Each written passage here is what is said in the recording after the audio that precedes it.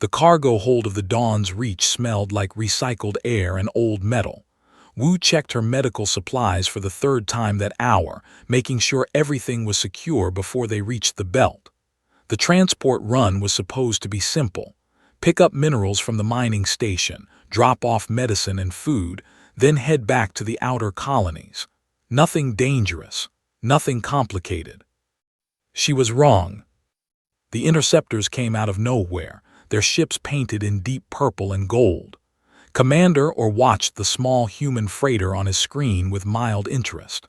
The vessel had no weapons, no military signatures, nothing that suggested a threat.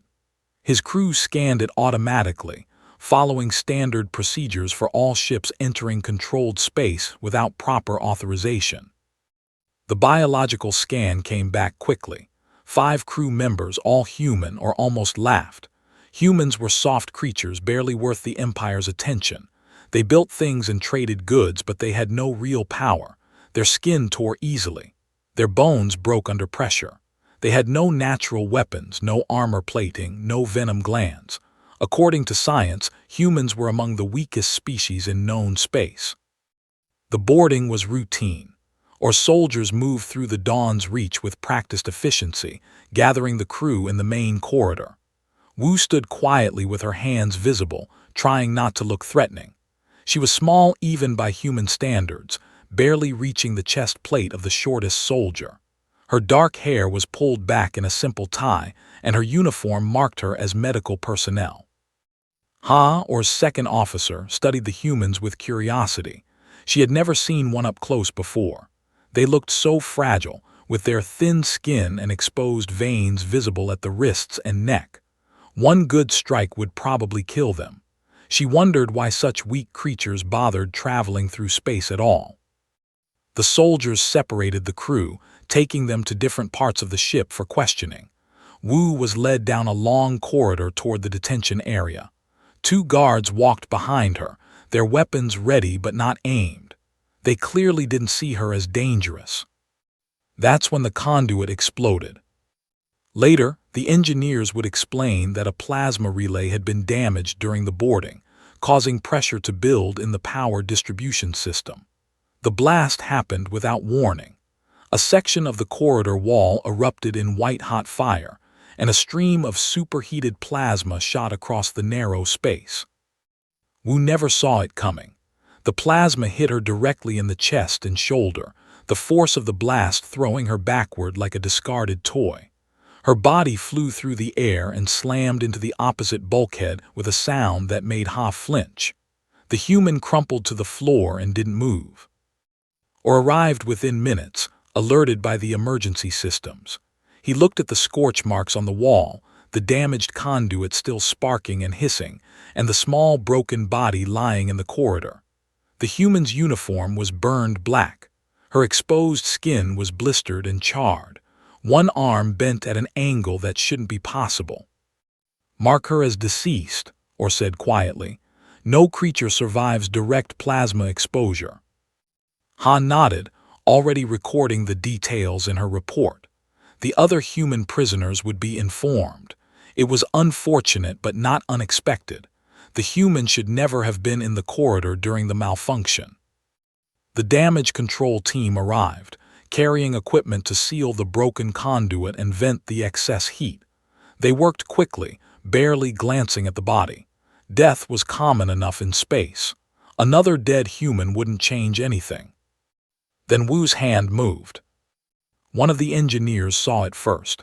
He stopped mid-step, staring at the human's fingers as they twitched against the metal floor.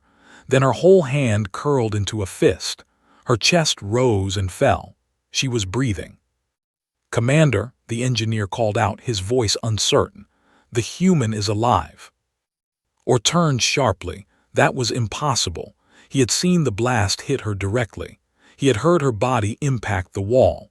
No one survived that kind of trauma. The engineer had to be mistaken. But Wu coughed. It was a wet, painful sound that echoed in the corridor. She rolled onto her side, moving slowly like every motion hurt. Her burned skin cracked and bled. Her broken arm hung uselessly, but she moved. Ha dropped her weapon. The clatter of metal on metal seemed impossibly loud. Wu pushed herself up onto her knees. The movement took forever. She swayed, clearly dizzy, her good hand pressed against the floor for balance. Her eyes were unfocused, probably from the concussion. Blood ran from her nose and mouth, but she was kneeling. She was conscious. Then she looked up at the damage control team and spoke. Her voice was rough and broken, but understandable and basic. "Anyone else hurt?" The engineer stepped back, or felt something cold settle in his chest. This wasn't possible. This violated every understanding of biology he had. The human should be dead. She should be very dead. Instead, she was asking about others. "Medical team to Corridor 7, or ordered into his communicator. His voice was steady, but his mind was racing. "Immediate response required." Wu tried to stand. She got one foot under her, then paused, breathing hard. The pain must have been incredible, or had seen warriors refuse to move with injuries far less severe. But the human kept trying.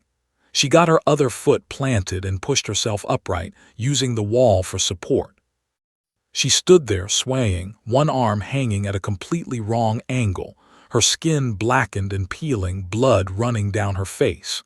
She looked at her with glazed eyes and asked again, "Is anyone else hurt?" The medical team arrived and froze. Their scanners came out immediately, running over the human's body. The readings made no sense. Degree burns across 40% of her body, multiple fractured ribs, broken arm in 3 places, ruptured spleen, severe concussion, internal bleeding. The human should be in shock. She should be unconscious. She should be dead. But she was standing. "Sit down," the lead medic said carefully, like speaking to something unpredictable. "You need treatment." Wu nodded slowly and tried to lower herself to the floor. Her legs gave out halfway down and she fell the rest of the way, grunting in pain. But she was still conscious, still aware. Or watched the medical team work, seeing the confusion on their faces as they tried to stabilize injuries that shouldn't be survivable. He looked at Ha, who stared at the human like she was seeing a ghost. "Send a priority message to Fleet Admiral or said quietly.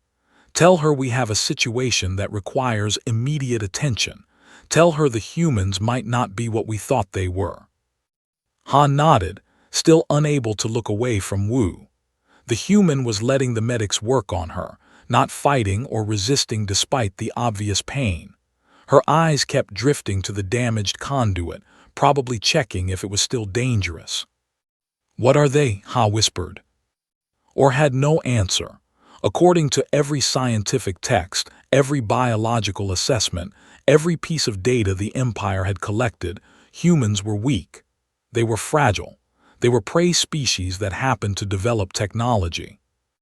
But prey didn't stand up after being hit with plasma fire. Prey didn't ask if their captors needed help while dying from catastrophic injuries. Prey didn't survive what should have been instant death. For the first time in his military career, or felt uncertain, the Empire had ignored humanity because they seemed so breakable. But what if that was wrong? What if the humans were something else entirely, and they had never bothered to look closely enough to see it? He watched Wu being loaded onto a medical stretcher, still conscious, still breathing despite everything. And he wondered what else the Empire didn't know about the species they had dismissed as harmless traders. The question would haunt him for days to come, and soon it would haunt the entire Empire. Fleet Admiral read the report 3 times before she believed it. A human had survived direct plasma exposure and multiple catastrophic injuries. The human remained conscious and coherent. The human had asked if her captors needed medical assistance. None of it made sense. She stood in her command center, surrounded by holographic displays showing star maps and fleet positions. Her empire controlled 12 star systems through superior military force and divine right. The sacred texts said they were the apex species, created by the ancient architects to rule.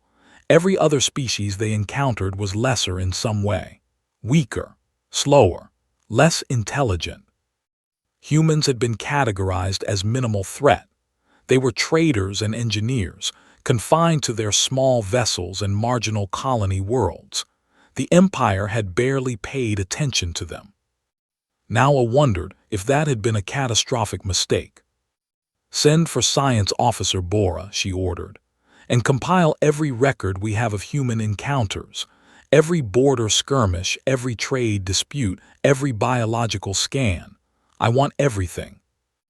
In the medical bay of Or's ship, Wu lay in a containment bed designed for physiology.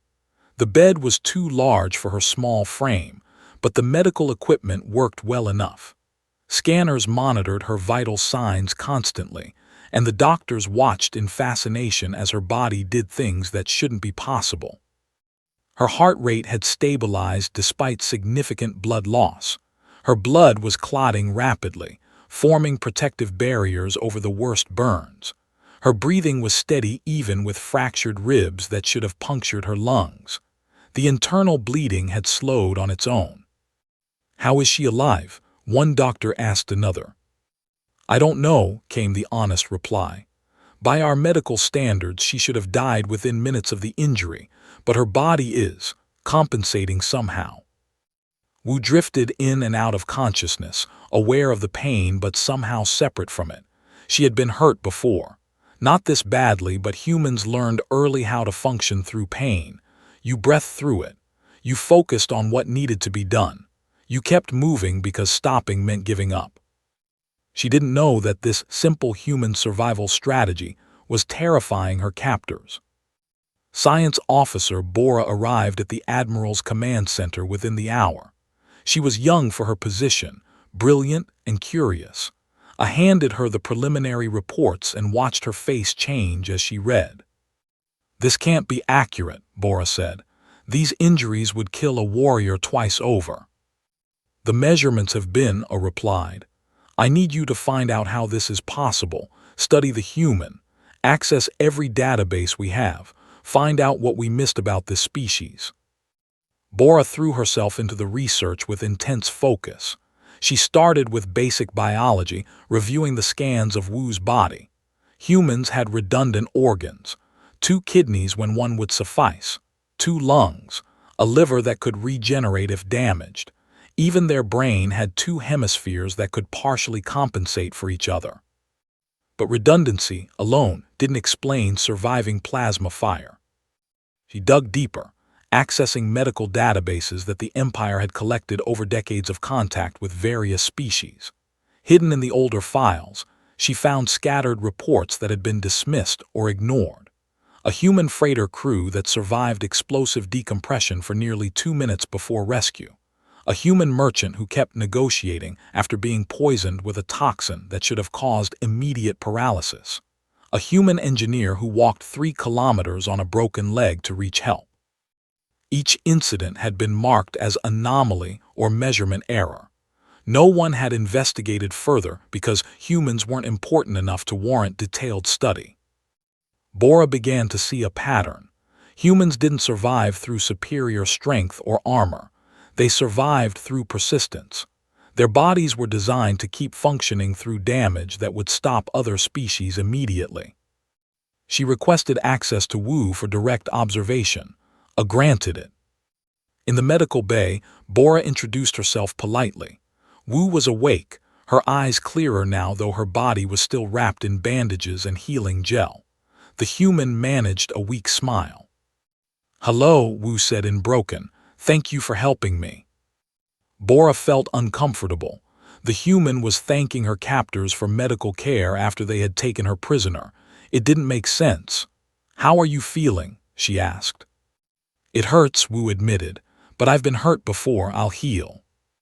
That simple confidence struck Bora as significant. The human didn't say she might heal or hope to heal. She stated it as fact, as if surviving terrible injury was normal. "On your world," Bora asked carefully, "is it common for your species to survive such injuries?" Wu thought about it. "The plasma burn is pretty bad, but people survive burns, and broken bones heal. I know someone who broke their back and walked again. Another friend survived a building collapse.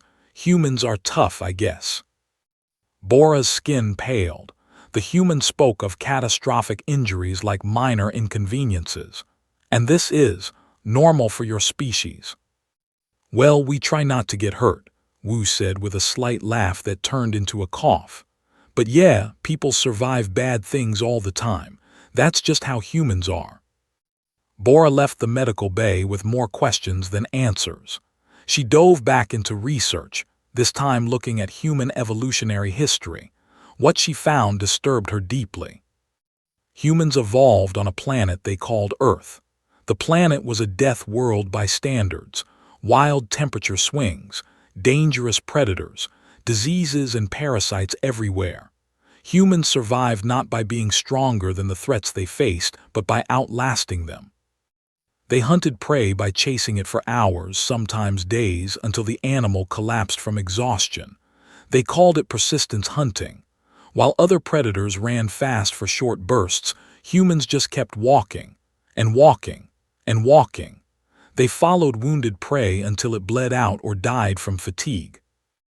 Their bodies were built for this strategy: sweat glands to cool themselves during long chases, efficient bipedal locomotion that used minimal energy, the ability to enter mental states where they ignored pain and injury to keep moving.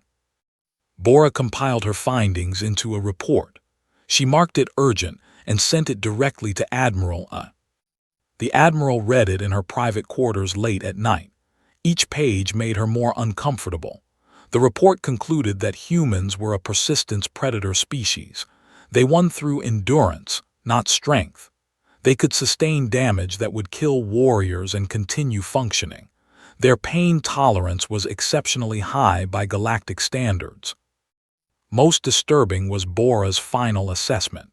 Humans do not consider their survival abilities exceptional. To them, this is normal. We have been classifying a predator species as prey because they appear physically weak. Recommend immediate reassessment of human threat level. I sat in silence for a long time. The Empire had fought many species. They won through superior speed, strength, and tactical aggression. They struck hard and fast, overwhelming enemies before they could respond. But what if the enemy didn't stop fighting just because they were hurt? What if the enemy kept coming, bleeding and broken, but still moving? They had no cultural framework for that kind of warfare. She thought about the sacred texts, the ones that proclaimed superiority. The architects of old had supposedly created thee as the apex species, but the texts never mentioned humans. Why would the architects stay silent about a species that could endure beyond all reason? I made a decision. She contacted High Priestess and requested access to the oldest archives, the ones that predated the current empire. If the architects knew about humanity, there might be records in the forbidden sections that few ever saw. Meanwhile, on a distant human outpost near the edge of known space, Captain received the worst news of his life. His sister's ship had been captured by the Empire. Wu was missing, probably imprisoned or dead. Was older than his sister by 3 years.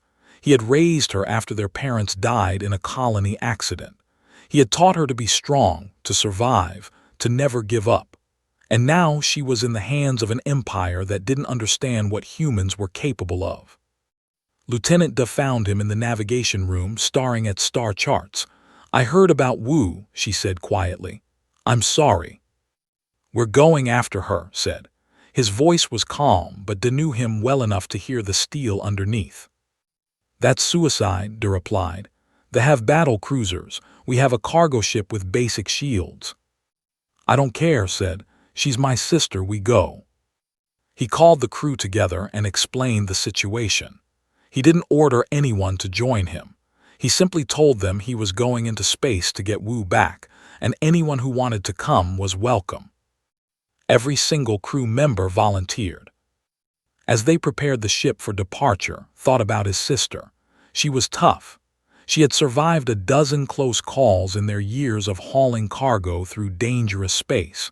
If anyone could survive captivity, it was Wu. But he also knew they didn't understand humans. They would see her as weak, fragile, breakable.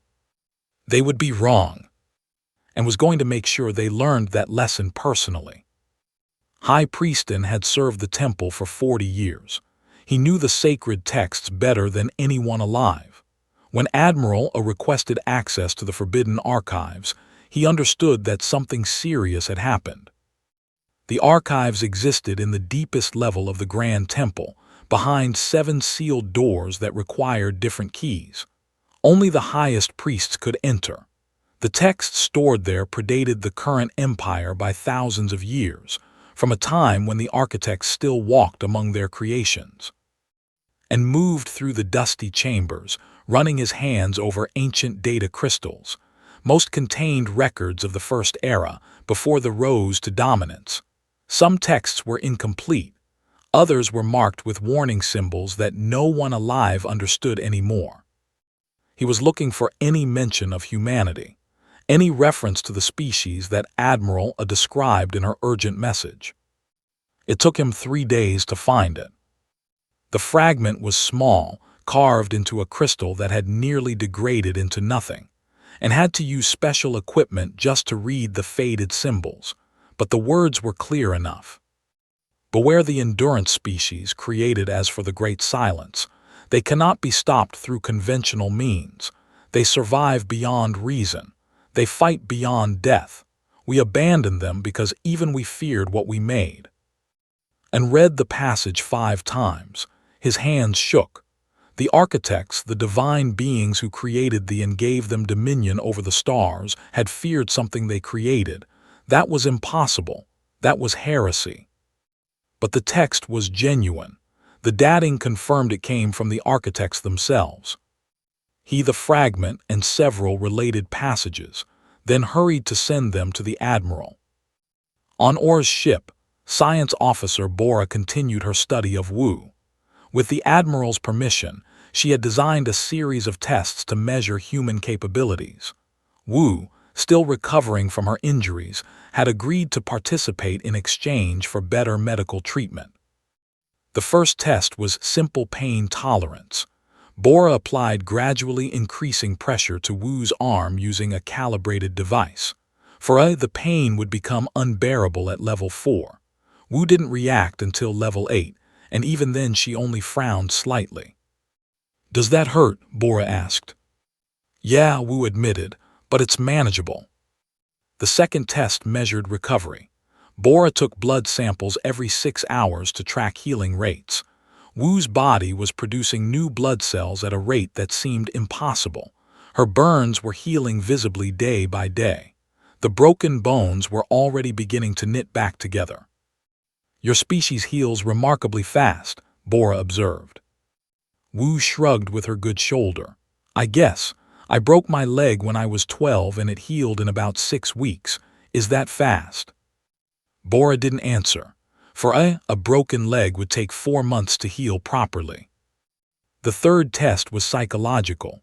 Bora presented Wu with complex problems to solve while introducing stress factors, loud noises, flashing lights, mild electric shocks through the floor. A subject would lose focus quickly under such conditions. Wu solved the puzzles steadily, barely reacting to the disruptions. When Bora asked how she concentrated through the stress, Wu looked confused. "I just ignore it. You focus on what needs to be done and tune out the rest. Everyone does that." No, Bora thought, everyone doesn't do that.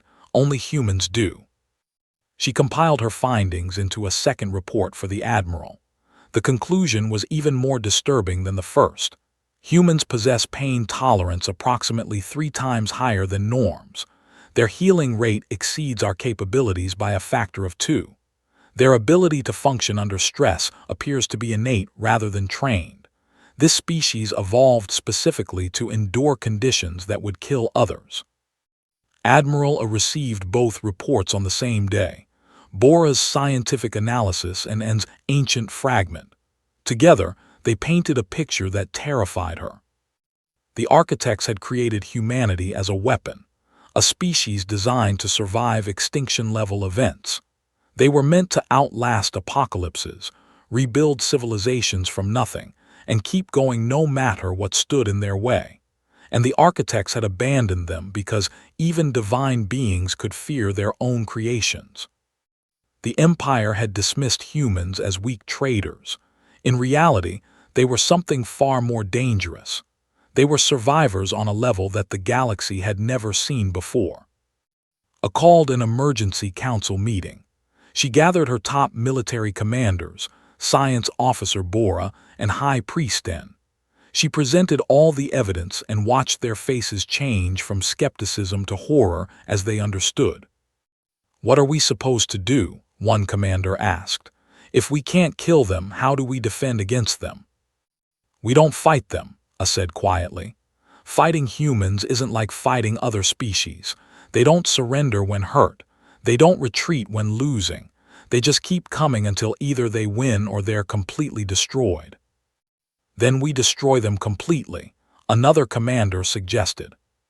"Can we?" asked. "They survive plasma fire.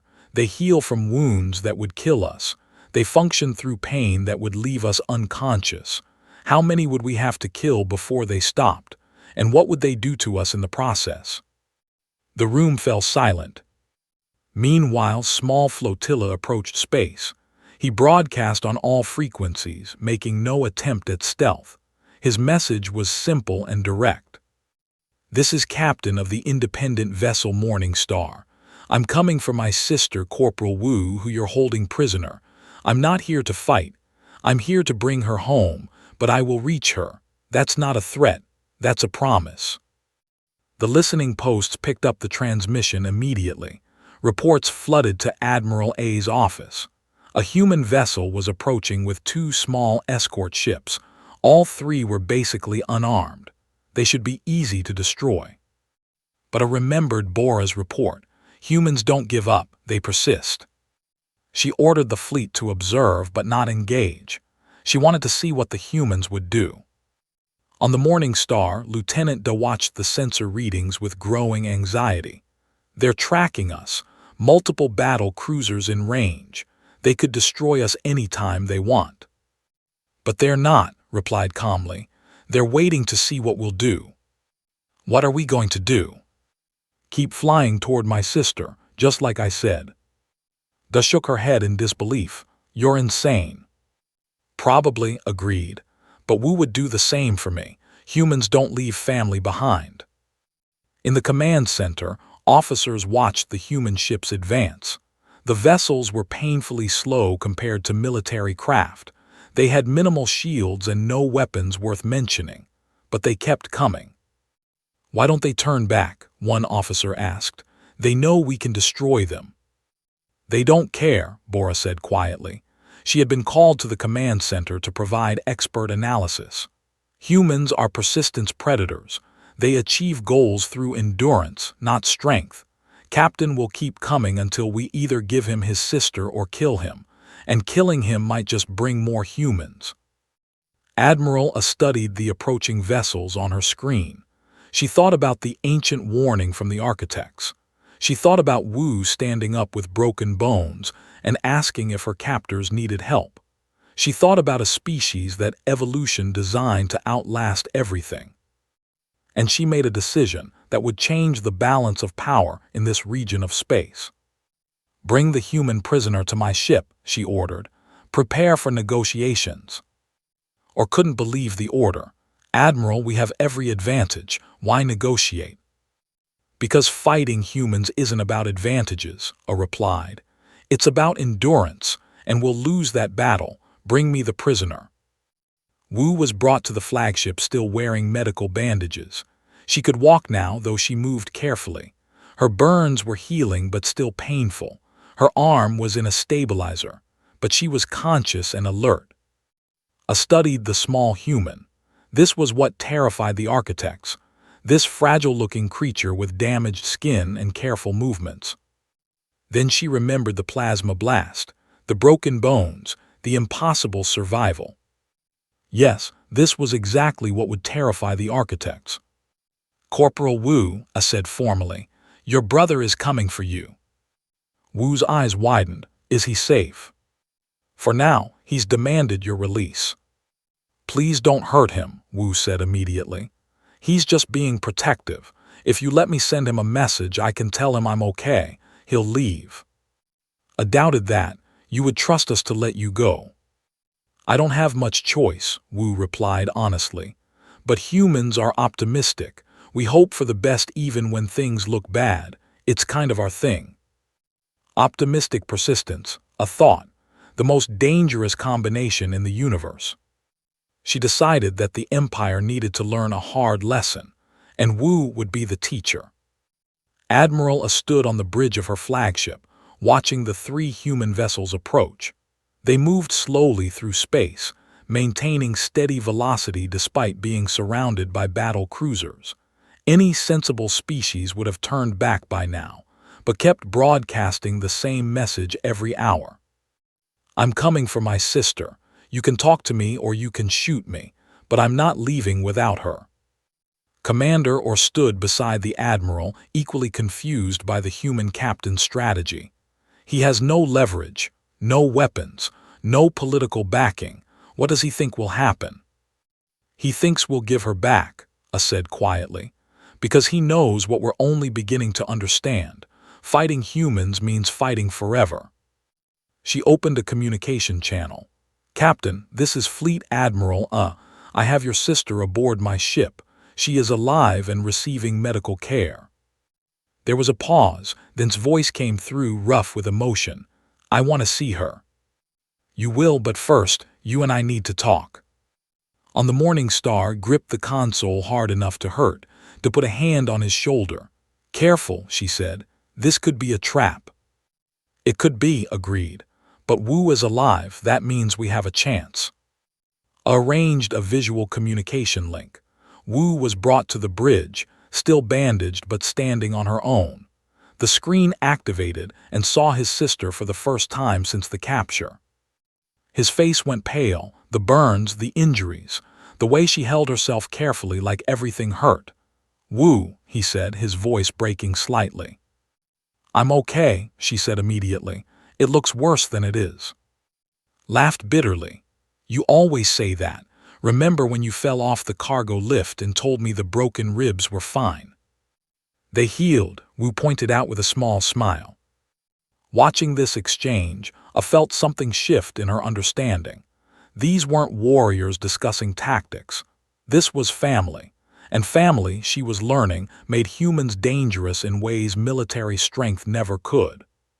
She stepped into view of the camera. Captain, I want to propose terms for your sister's release. What terms? Asked suspiciously. Information, I said.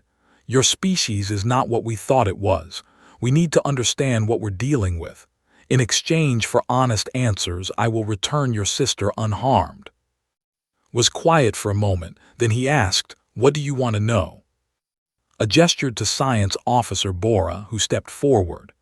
Your sister survived injuries that should have killed her 3 times over, Bora said. She stood up after being hit with plasma fire and breaking multiple bones. Is this normal for humans? Glanced at Wu, who nodded. Yeah, he said. I mean, it's bad. She got really hurt, but humans are tough. We survive things. Why? Bora pressed. What evolutionary purpose does this serve? We're persistence hunters, explained. On Earth, our ancestors hunted by chasing prey until it collapsed from exhaustion. We're not fast or strong, but we don't stop. Our bodies evolved to keep going even when damaged. It's how we survived when bigger predators should have killed us all. You hunt through endurance, I said slowly. We survive through endurance, corrected. Hunting was just one part of it. Humans walked across continents. We crossed oceans on floating wood. We built homes in deserts and ice fields and places where nothing should live. We don't give up. That's the human thing. Bora pulled up her medical scans of Wu. According to our analysis, your sister has redundant organs, rapid healing, and pain tolerance far beyond norms. Is this standard? Everyone has 2 kidneys and 2 lungs, said, confused by the question. And yeah, people heal from broken bones and burns. That's just biology. The officers exchanged looks. To humans, miraculous survival was routine biology. A decided to be direct. "Captain, if I release your sister, what will humanity do?" "Thank you and leave," said immediately. "We don't want a war, we just want our people back." "And if I keep her prisoner?" His expression hardened. "Then I stay here until you release her, and if you kill me, someone else will come. Wu has friends, she has other family, people who know her. Eventually, someone will bring enough ships that you'll have to take notice. Humans don't abandon each other." "Even if it takes years?" I asked. "Even if it takes generations," replied. "We're patient, we'll wait." This was what an ancient text warned about. Humans didn't fight battles. They fought campaigns that lasted beyond individual lifetimes. They pursued goals with a patience that bordered on the inhuman. I looked at Wu, who stood quietly during the entire conversation. "Corporal, is your brother telling the truth? Would humans really come for you indefinitely?" Wu thought about it. "Probably not for me specifically, but if the Empire kept taking human prisoners, yeah, people would come. We have this saying, leave no one behind. It's important to us." "Why?" I asked. "From a tactical standpoint, sacrificing individuals for the greater good makes sense." "Not to humans," Wu said. "We're social, we bond. Family and friends matter more than tactics. Maybe it's not efficient, but it's who we are." Bora made rapid notes. Social bonding as a survival mechanism. Loyalty that overrode tactical logic. No wonder the architects abandoned them. These traits made humans unpredictable and therefore dangerous. Commander Or had been listening carefully. "Admiral, the human captain said they don't want war. Perhaps we should test that claim. What would humanity do if we attacked their colonies?" Before I could respond, his voice cut through. "You'd unite us. Right now, humans are scattered across dozens of independent colonies and stations. We trade and argue and compete, but if you attacked us," he smiled grimly, "every human ship would become a weapon, every colony would be a fortress. You'd face billions of people who refuse to surrender, who keep fighting through injuries you can't comprehend, who wait years for revenge if necessary." "Is that a threat or demanded?" "It's a prediction," said.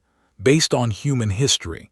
Every time someone tried to conquer us, we unified and fought back. It took generations sometimes, but we always fought back. Because humans are stubborn. We don't know when to quit." I felt the weight of the decision pressing down on her. She could keep Wu prisoner and maintain the Empire's pride. But doing so would mean conflict with a species that didn't understand defeat. Humans would keep coming, wave after wave, year after year, until either they won or they wiped them out completely. And wiping them out would require killing billions of people who wouldn't surrender. The alternative was to release one injured medic, and accept that the Empire had misunderstood humanity from the beginning.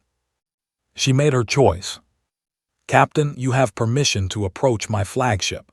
Your sister will be returned to you." Or turned sharply. "Admiral, this makes us look weak." "No," I said. "This makes us look wise. The Empire has fought many species. We've never fought one that wins through endurance. I won't start a war we can't finish." His relief was visible even through the screen. "Thank you, Admiral."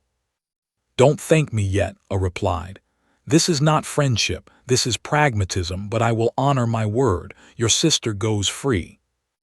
Over the next several hours, the transfer was arranged. Wu was given medical supplies for the journey and a data chip containing her full medical records.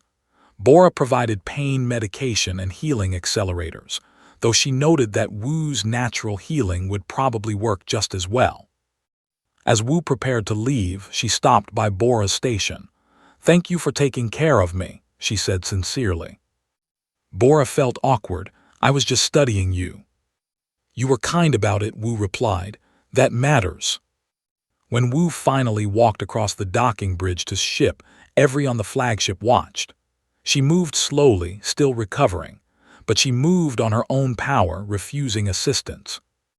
Met her at the airlock and pulled her into a careful hug, mindful of her injuries. I thought I'd lost you, he whispered. Humans are hard to lose, Wu said with a tired smile. As the human ships departed, Admiral stood on her bridge and watched them go. Beside her, High Priestess spoke quietly. The architects knew, he said. They knew humans would be like this. That's why they abandoned them. You can't control a species that never stops. No, agreed, you can't. She thought about the sacred texts that proclaimed superiority, about the divine right to rule, about the assumption that strength meant power. Humans had taught her a different lesson. Endurance was stronger than strength. Persistence outlasted power, and a species that refused to give up was more dangerous than any military force. The Empire would remember this day, and it would never underestimate humanity again. The journey back to human space took 6 days. Wu spent most of that time in the medical bay, letting her body heal while and managed the ship. The crew gave her space but checked on her constantly, bringing food and water and asking if she needed anything. Lieutenant De sat with her on the 3rd day, watching the medical scanner track her healing progress. The burns are closing faster than I expected, De observed. That's normal, Wu said. She was tired of explaining that human healing was just standard biology, but she understood why everyone kept asking. They had been so shocked by it. What was it like, De asked quietly, being their prisoner? Wu considered the question. Confusing. They were terrified of me. I didn't understand why at first. I thought maybe they'd never seen humans before, but it wasn't that. They were scared because I survived something that should have killed me. You did survive something that should have killed you, De pointed out. By standards, Wu agreed. But humans survive bad things all the time. It's what we do. De nodded slowly.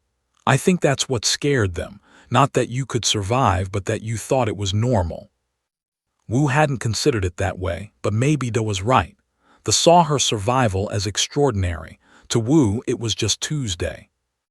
On the flagship, Admiral was dealing with the aftermath of her decision. She had ordered a comprehensive report on humanity to be distributed throughout the Empire's military command structure. The report was titled Species Assessment, Humanity, Critical Revision. Science Officer Bora had written most of it, with input from High Priest and historical research. The document was thorough and disturbing. It outlined human evolutionary history, their persistence hunting strategies, their redundant biological systems, and their exceptional pain tolerance. It detailed every recorded instance of humans surviving impossible injuries. It quoted the ancient architect warning about the endurance species. Most importantly, it reclassified humans from minimal threat, trade priority, to avoid military conflict. The report spread through command channels quickly. Officers read it with growing unease. Soldiers shared stories about the human medic who stood up after plasma fire. The tale grew in the telling, as stories do. Some versions said Wu had fought back against her captors. Others claimed she healed instantly. The truth was disturbing enough without embellishment, but rumors made it legendary. Or's second officer found herself telling the story to new recruits. I watched her stand up, she said, with broken bones and burns that should have killed her instantly, and she asked if we needed medical help. She was dying and she asked if we were okay. The recruits listened with wide eyes.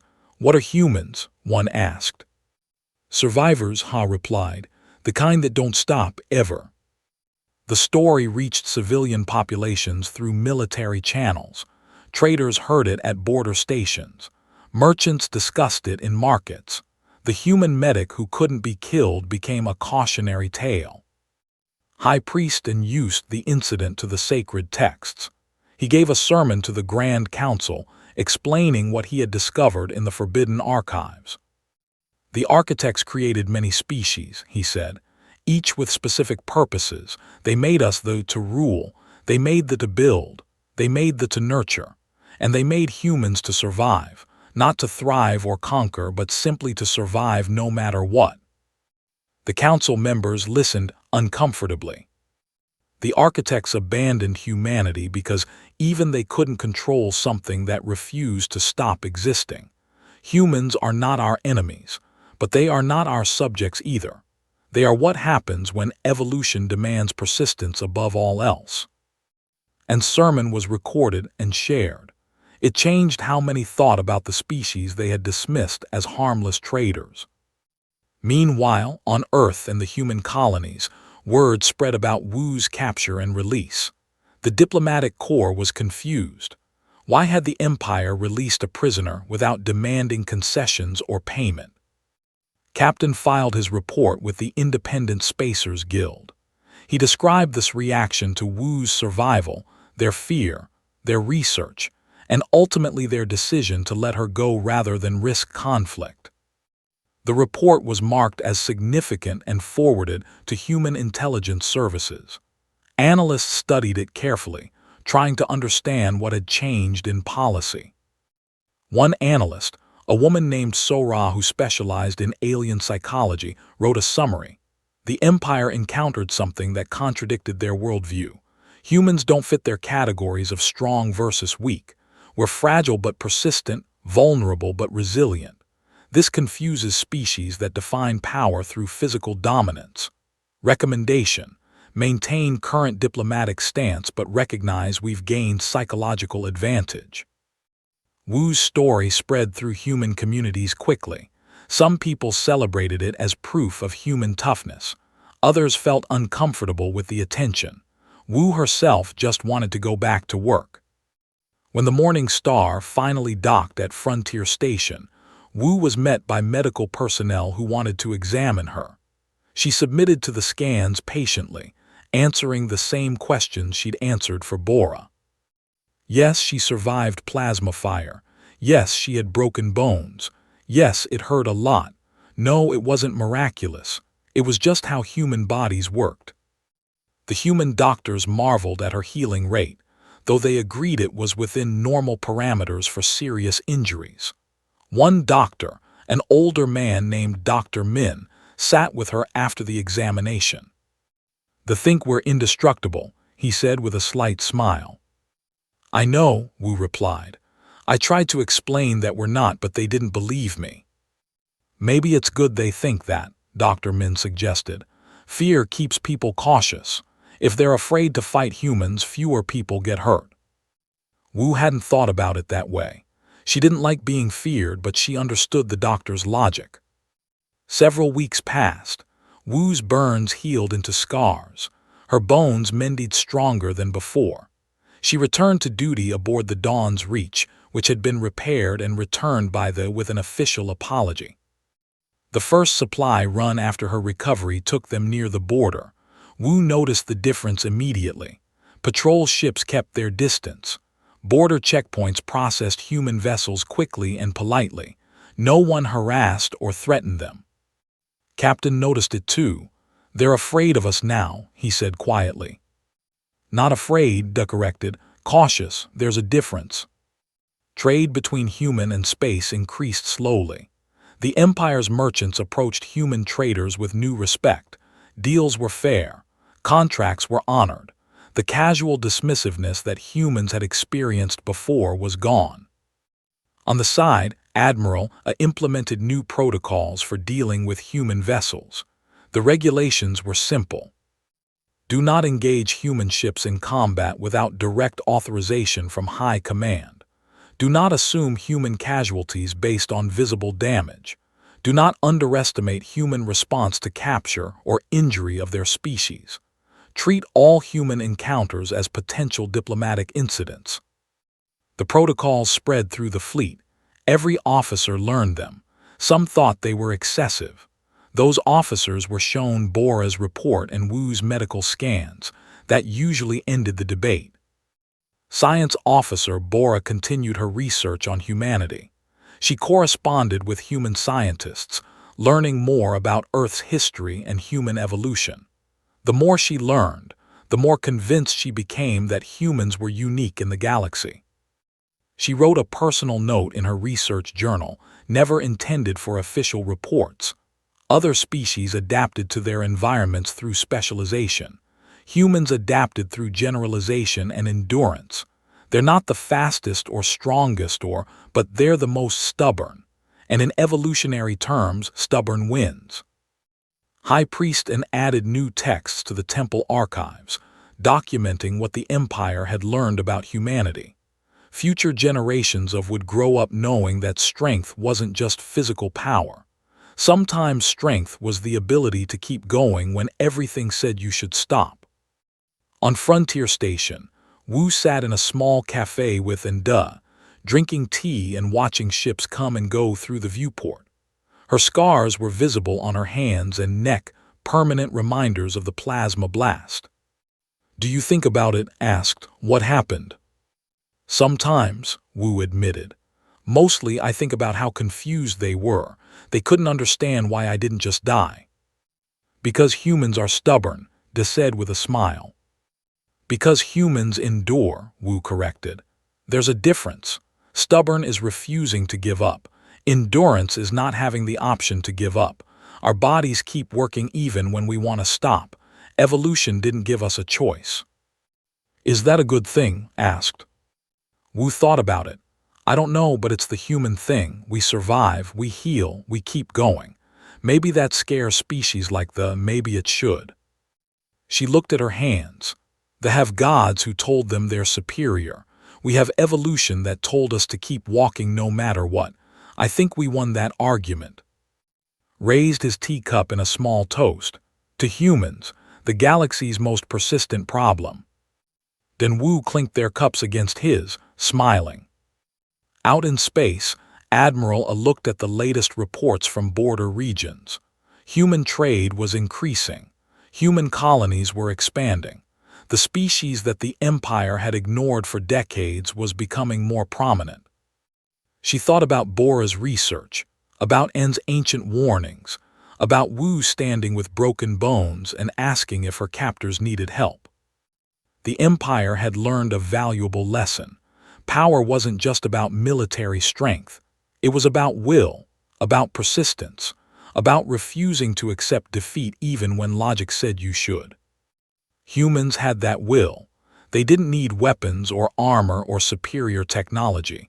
They had something simpler and more fundamental. They had the absolute refusal to stop existing. Added one final note to her personal log. "The gods didn't tell us about humanity because even gods have nightmares, and humans are what nightmares look like when evolution decides a species must survive at any cost. They're not warriors, they're survivors, and that's infinitely more dangerous." She closed the log and looked at the stars. Out there, billions of humans were living their lives, not knowing that an empire feared them, not knowing that their everyday survival abilities were considered miraculous by other species. That ignorance, realized, was perhaps the most terrifying thing of all. Humans didn't understand their own power because to them, it was just normal. And normal, persistent, stubborn humans had just changed the balance of power in this sector of the galaxy. Not through war, not through conquest, but simply by refusing to die when they should have. The word was spreading, and the galaxy would never look at humanity the same way again.